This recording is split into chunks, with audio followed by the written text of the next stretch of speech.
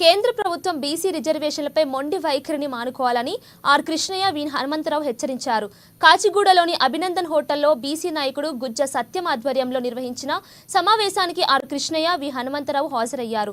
పార్లమెంట్లో BC bill పెట్టి చట్టసభలలో 50% రిజర్వేషన్లు అమలు చేయాలని రాజ్యసభ సభ్యులు ఆర్ కృష్ణయ్య డిమాండ్ చేశారు.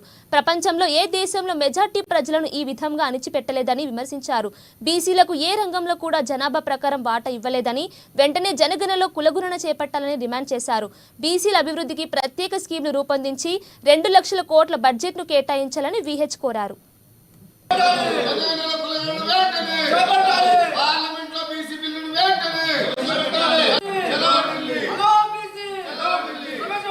జాతీయ బీసీ సంక్షేమ సంఘం వచ్చే నెల ఆగస్టు 6వ తేదీన పార్లమెంటు ముట్టడి జంతర్ మంతర్ వద్ద మహాధర్నా కార్యక్రమాన్ని నిర్వహిస్తున్నాం. అలాగే ఆగస్టు 7వ తేదీన కాన్స్టిట్యూషనల్ క్లబ్ ఆఫ్ ఇండియా ఢిల్లీలో అఖిలపక్ష సమావేశాన్ని కూడా నిర్వహిస్తున్నాం. మరి జాతీయ బీసీ సంక్షేమ సంఘం గత ఆర్ కృష్ణ గారి నేతృత్వంలో గత 50 సంవత్సరాలుగా చట్టసభల్లో రిజర్వేషన్లు సాధించడమే లక్ష్యంగా, జనగణనలో కులగణన చేయడమే లక్ష్యంగా పలుసార్లు పార్లమెంట్ సాక్షిగా జంతర్ మంతర్ వేదికగా ఎన్నో కార్యక్రమాలు ఏర్పాటు చేయడం జరిగింది. మీరు చూస్తే మిత్రులారా, భారతదేశ స్వాతంత్రం వచ్చి 76 సంవత్సరాలు గడిచిన 80 కోట్ల భారతదేశ బీసీలు బతుకులు ఇప్పటికి కూడా ఎక్కడ వేసిన గొంగలు అక్కడే అన్నట్టుగా ఉన్నాయి. మీరు ఏ రంగం తీసుకున్నా ఆర్థిక, సామాజిక, రాజకీయ కోణాల్లో ఎటువైపు చూసినా అట్టడుగు వర్గాల్లో ఉన్నాం. మరి రాజ్యాంగం మనకి ఇచ్చిన హక్కు, ఓటు హక్కులో ఓటు అనే ఆయుధంతో మనం వేసే ఓటుతోనే ఈ రోజు ఈ అగ్రవర్ణాలన్నీ కూడా అధికారం పైన కూర్చొని అధికారాన్ని అనుభవిస్తున్నారు. కానీ ఆ అధికారాన్ని దుర్వినియోగం చేస్తూ ప్రధాన భాగంగా మనకు రావాల్సిన వాటాలో, అన్ని రంగాల్లో కూడా వాటాల్లో అవకాశాలను వాళ్ళే తన్నుకుపోతున్నారు.